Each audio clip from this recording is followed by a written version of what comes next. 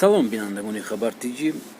Бо афзоиши соат ба соати шумораи қурбониҳои вируси нав дар Чин, ҳукумати он кишвар барои муқобила бо паҳн шудани ин беморӣ ба тартилоти соли навии чинӣ 3 рӯз дигар илова кардааст. мақомҳои расмии Чин мегӯянд шумораи қурбониёни ин вирус ба 106 нафар расида 2300 тани ба он гирифтор шуданд. вазири тандурустии Чин рӯзи якшанбе 26 январ эълон кард, ки кишвараш дар вазъияти бисёр ҳассос қарор дорад, зеро ба назар мерасад тавонони интиқолии ин вирус ба дигарон афзоиш ёфтааст. ин изҳорот дар рӯзе матраҳ шуд, ки табдири куллии созмонии ҷаҳонии тандурустӣ эълон карда, ки барои гуфтугӯ ба мақомҳои чинӣ ва дигар пашӯҳишгарон ва мутахассисон ба Чин сафар мекунанд.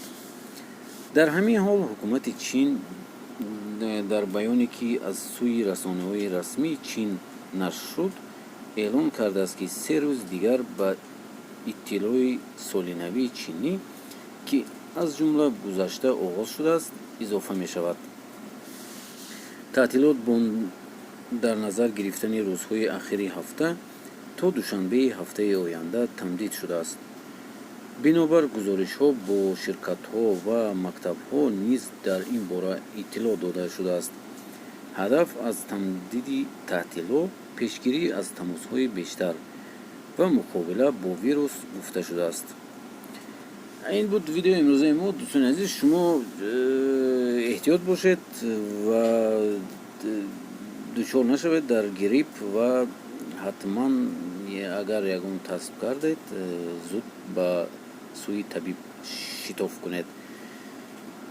ва ман ислоҳ дорам, ки шумо банан нахаред аз бозор, чунки банан аз тарафҳои Европа меояд, баъд аз Китай мегузарад. ин дар шаҳре, ки Хуан ин вирус баромадааст.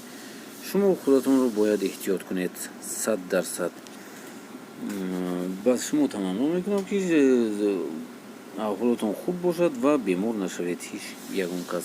ҳатман дар комментария нависед.